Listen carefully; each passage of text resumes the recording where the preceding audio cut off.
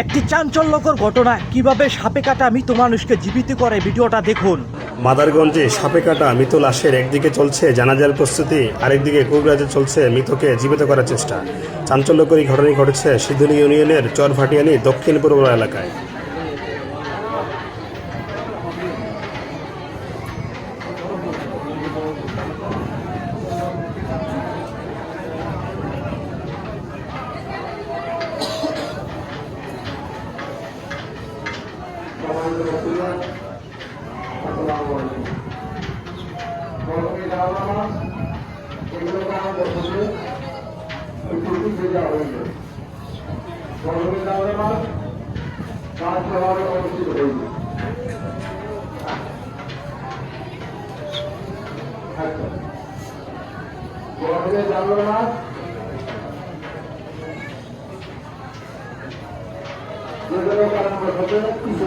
কারণ